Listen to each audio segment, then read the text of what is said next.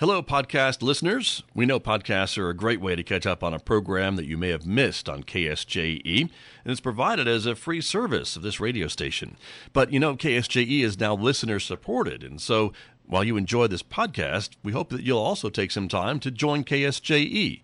Become a member today. It's quite easy to do. Just go to our website at ksje.com/support and pick the level of support that best matches your budget. Thanks again for listening. Here's your podcast.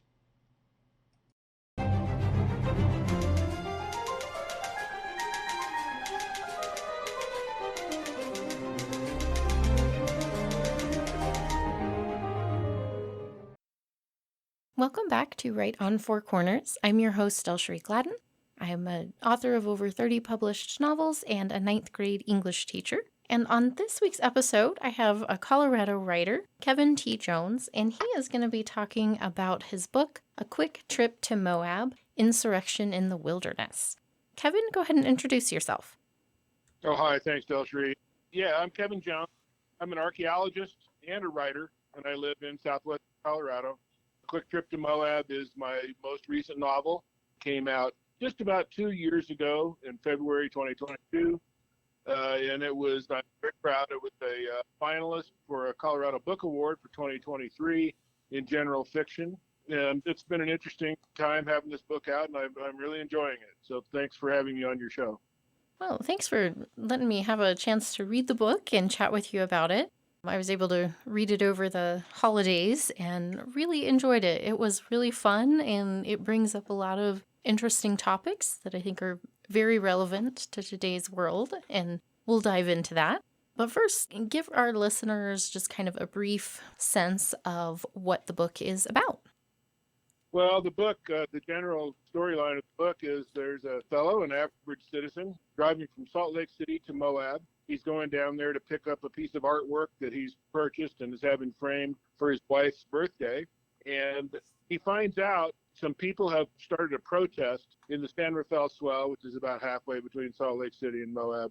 And it's kind of gotten a little out of control. So his buddy tells him, you ought to bring a gun when you come down.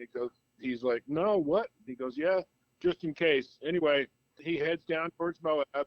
And sure enough, some fellows who were attracted to the insurrection have turned out to not be that good of guys. And things have gone bad, and they've started attacking some people.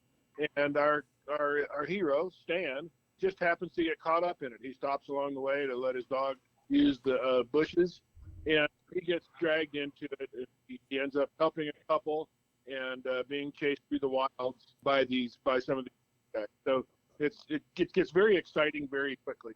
It takes place mostly in the San Rafael Swell of Utah, which is a really wonderful and rugged area.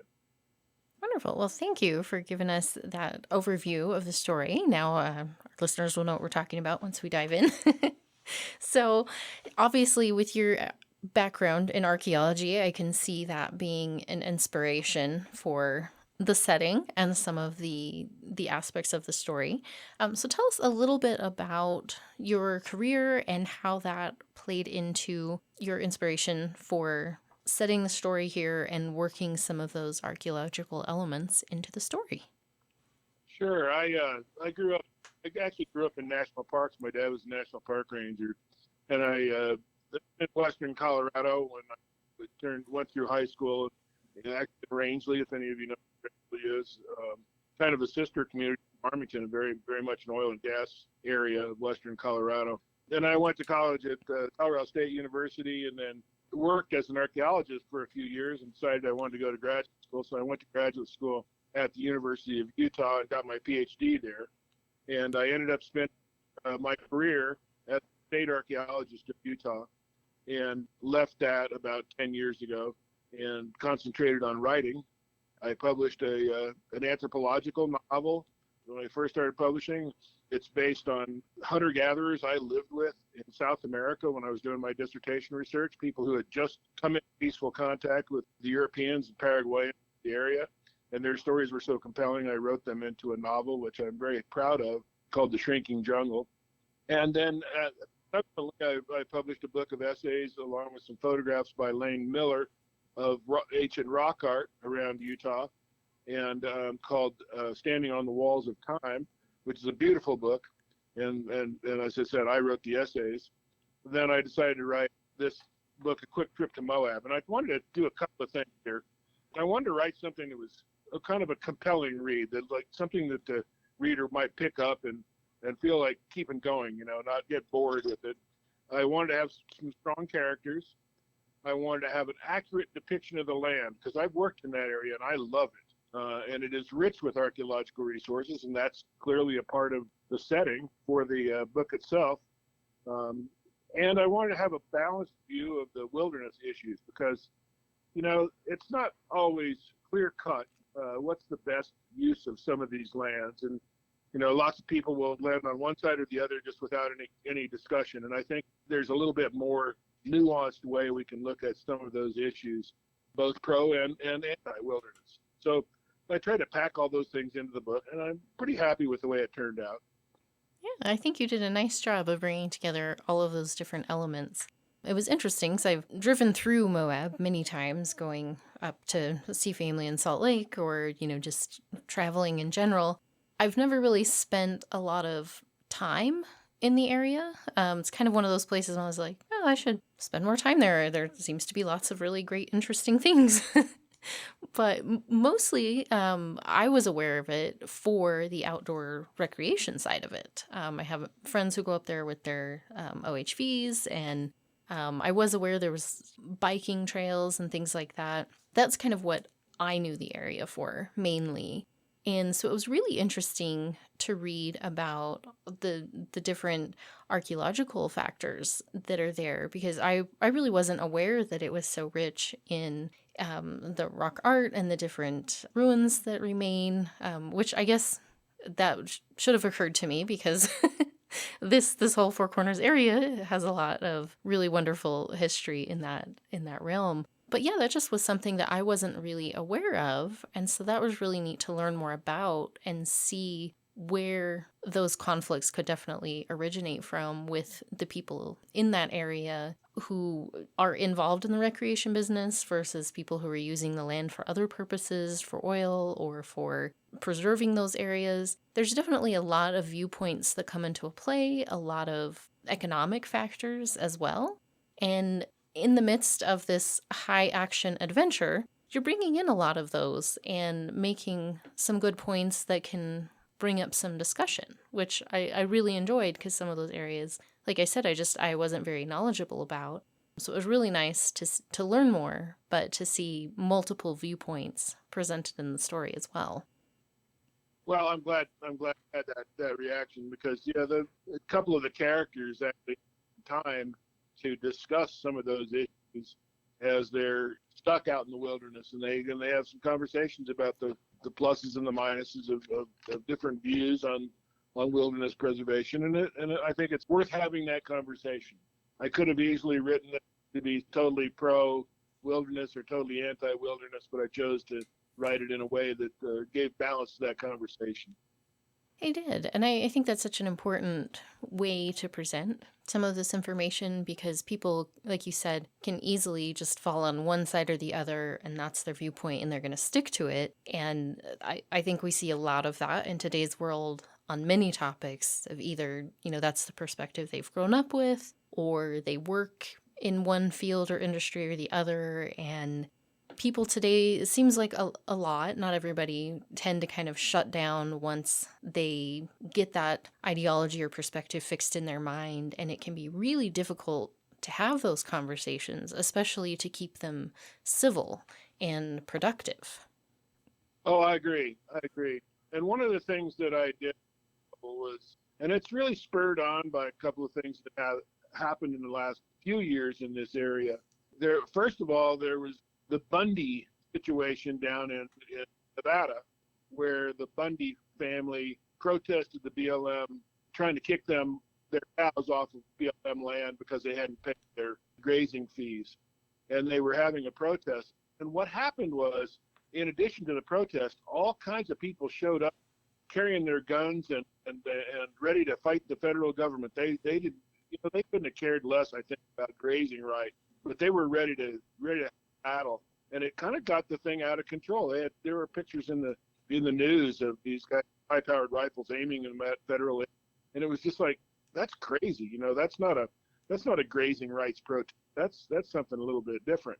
And a similar thing happened over at Blanding, eastern Utah, with a pretty well-known local politician, Phil Lyman, who started a protest ride on his ATV to protest the closing of an old road that was BLM determined was damaging archaeological sites. And he started a protest ride, and sure enough, a whole bunch of people showed up, including some Bundys who had never ridden in that area, didn't know any of the issues at all, but they were ready to cause some trouble. And they carried guns and they rode.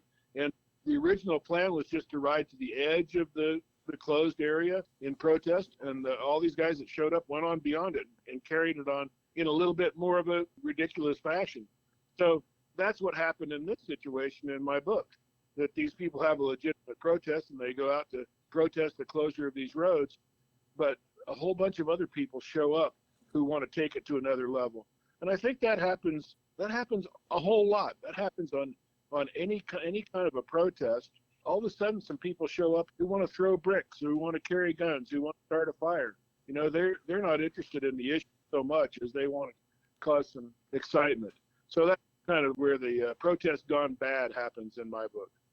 And I thought that was an interesting aspect because you do present the original instigators of the protest. They're there to make a point, and their intention seems to be to make a statement without any violence or, things getting too crazy. And they're people in the town who the other characters know and respect, not someone who they're like, oh yeah, that crazy guy's up to it again. Like it's a normal group of people who come out together to express their opinions on this matter. And then it really kind of snowballs in a way that the original group of people are not expecting. And we have this other interesting layer where people on the outside are kind of getting frustrated with the local law enforcement, that they're not doing enough. They're not stopping things. They're not breaking this up. And you do a nice job of showing that because the sheriff knows the people who originated the protest and is like, oh, they're decent people. Like, they're not here to do crazy things. But he doesn't account for the fact that all these other people have come in who are intent on causing problems and doing violence and kind of taking things to this other level that wasn't originally intended. And I thought that was a really interesting aspect because you show those two types who, we have maybe a group of people who want to make a statement or make their opinion known, and then sometimes other groups can kind of piggyback on that, and then it grows into something else very unexpectedly. And the two you mentioned, and I feel like quite a few times over the last couple of years, we've seen that happen. And this seems like kind of a new phenomenon in the recent, I know it's not really, but like I feel like we haven't seen that until recently. Like there's kind of this resurgence of these incidences really getting out of proportion to what was originally intended. And it's an interesting thing that's happening over the last few years. And I thought that was a nice thing about the way you presented that. It kind of gives this view of maybe how that happens. Yeah, no, I agree. And as you said, the way in the book, the original protesters were local ranchers who really loved the land. And they remembered, using that land for their cattle and their sheep, and living out there when they were kids, and riding horses and having camps out there in their cow camps. And they really thought losing that access was a big loss to their livelihoods and their communities. And they were legitimately having a legitimate peaceful protest when all of a sudden some other people came along and kind of got carried away. In the story, there were some accidents that occurred that helped create greater animosity. So once all those things kind of started happening, our main characters, Stan and Lily, are caught up in it in a very, very frightening way. Absolutely. average kind of normal people going about their business and get dragged into this thing that is much bigger than them very unexpectedly, and then have to try to figure out their way through it, which is an overwhelming thought, to be stuck in something like that in real life. Tell me about your main characters and how you developed them.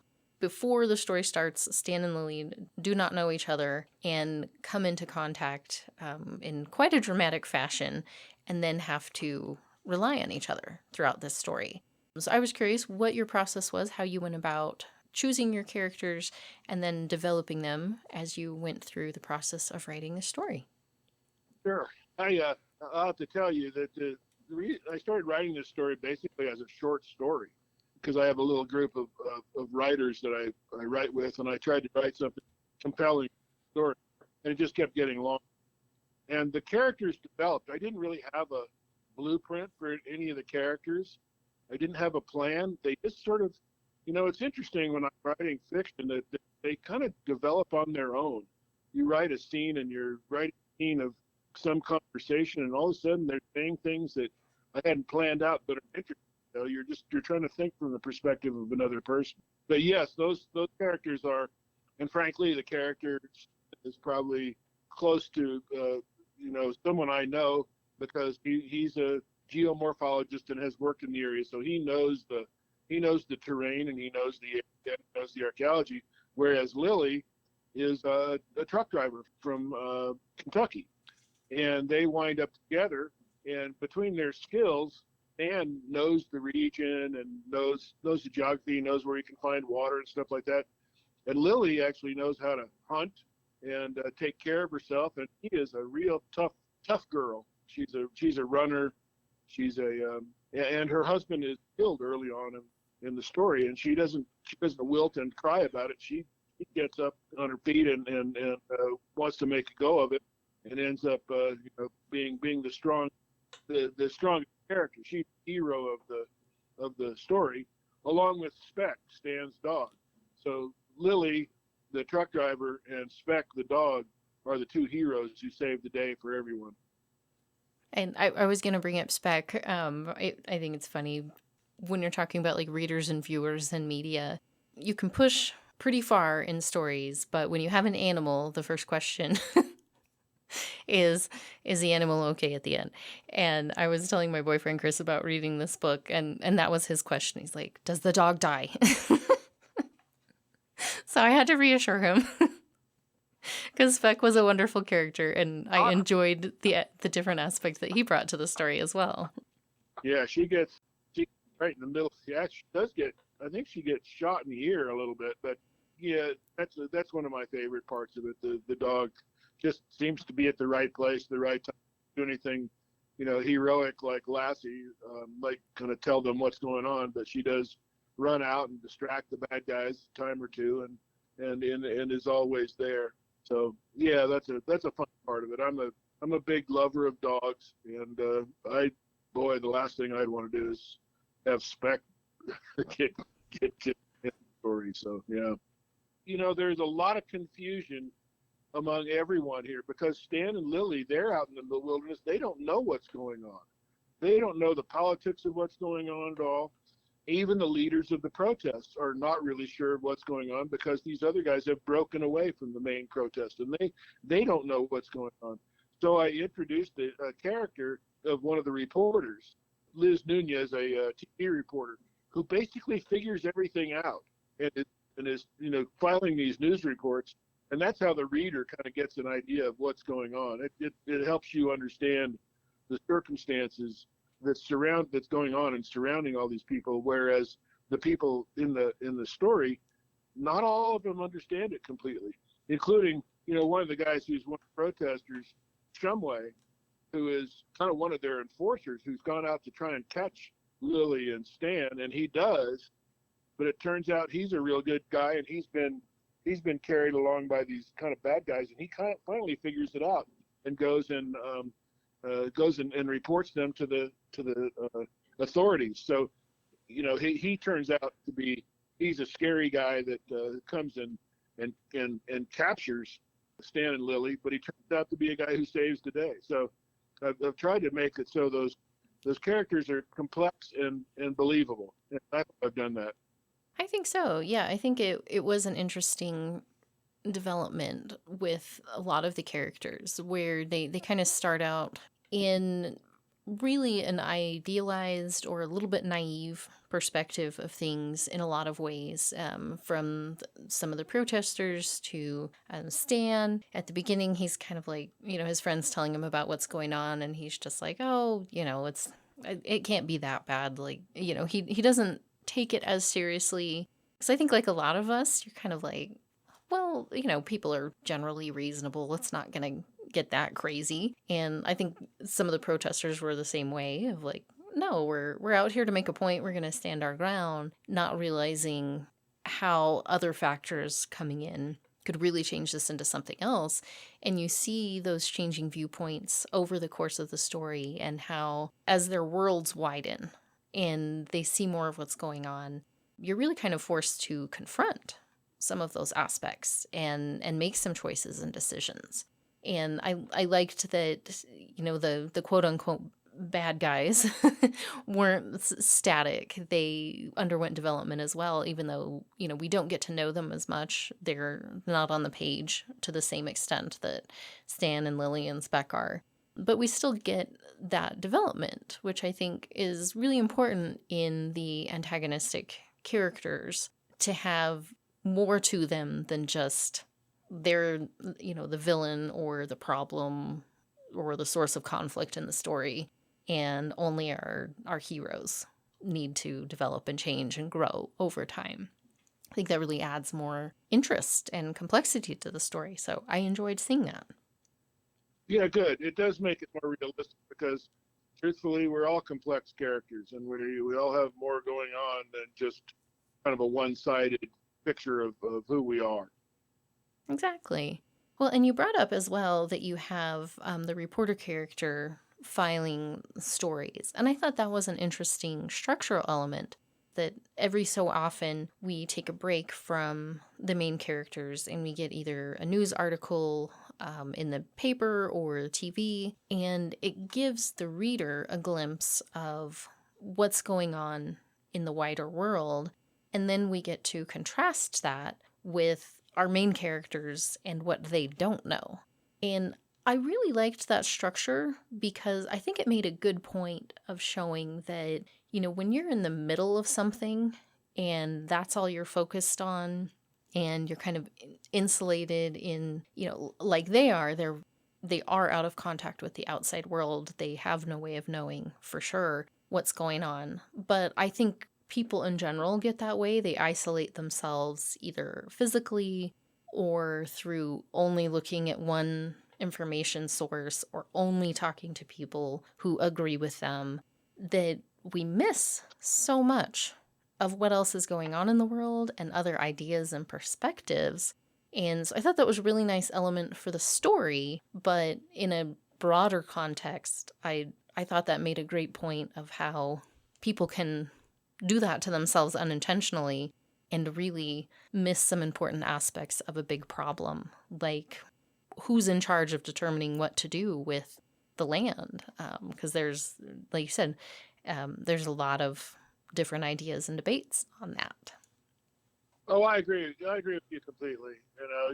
You put your finger on something that is very key to the way people operate. And in this situation, our characters are cut off from communication because they, are out in the woods. But people often do only pay attention to one sources of information, and if those sources of information are limited, they're only getting a portion of the picture. They may not have the best perspective on things. Yeah, and like your story shows, I think when we do that to ourselves, that's when things can get out of hand in this, maybe not in quite as dramatic of a fashion as we see in the story in the book, but I think just in general, the more open we are, the more we're willing to look into things and view multiple sources, talk to a variety of people, we're less likely to react in a way that might be harmful or make quick decisions that can kind of tumble out of control.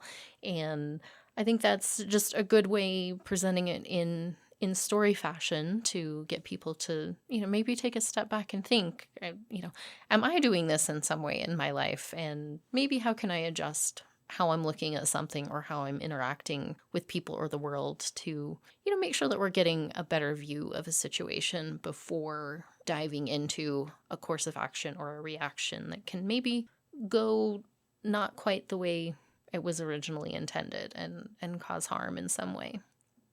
Well, I agree, and that's one of the things I'm most happy with this book is that I wanted to write something that was entertaining. That's ultimately write a book that people find to be interesting and entertaining, and takes them away from their troubles for a little while. But I also wanted to educate people a tiny bit, telling them about this wonderful place, the Centerfeld Swell of Central Utah, and maybe offer them some opportunities to think about some things in a different way. So without making it too pushy or anything like that, you just slide those things into an entertaining story. And I hope I've been able to do that. I've been very pleased with the reaction to the book, and I'm delighted to talk to you about it. I think you put your finger on a number of the really important points. Yeah, I think you did a great job. It was a fun read, and it was also an interesting and engaging read, which is all the things I hope for in a book. So that was good. Great. We are already almost out of time. So before we wrap up, I wanted to ask, what are you working on now? Well, I have another novel that I have completed, and I am currently kind of casting about trying to decide if I want to try to find an agent or to try to find another publisher for the book. And it's an interesting journey you go on when you try to do that. But I'm happy with this new book. It's very different from Quick Trip to Moab. It's called Barbara's Desert Cafe, and it's set in a mountain valley in Utah. And takes place in several time periods from pioneer days on to modern day. But it's about a little town that's kind of out of the way and lost from the rest of the state for a long time. And it develops quirky characters and some unusual circumstances, including involving ancient rock art in the Native American communities. So we'll see. I'm very happy with it, and maybe I'll be talking to you again sometime about another book. Yeah, definitely. Keep in contact. It sounds really interesting, and that'd be fun to have you back and chat about that one. Would love to. Well, and before we go, I just wanted to remind our listeners that the book is called A Quick Trip to Moab, Insurrection in the Wilderness by Kevin T. Jones. And Kevin, where can people find you online to stay in contact and stay up to date on your future projects? Well, I'm on Facebook. You can find me Kevin T. Jones Writer on Facebook, or just my personal Facebook page. Quick Trip to Moab's available on Amazon. It's available at Amy's. It's available at Maria's in Durango, or Back of Beyond bookstore in Moab. So it's available in the area, and I hope if anybody feels like it, they can get a hold of it, or they can drop me a line on Facebook. Well, thank you so much, Kevin, for taking the time to chat with me today and for sharing your book with me. I really appreciate it, and I hope people will take a minute to go check it out and have an interesting, engaging adventure with your characters. Thank you, DelSheree, for doing this Right on Four Corners program. I really appreciate it, drawing into writers and to the literary goings-on of the region. So thank you.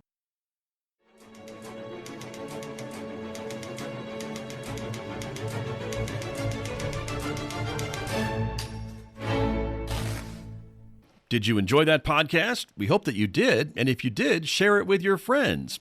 And if you really want to keep podcasts like this coming, please support KSJE. You can do it easily online at ksje.com.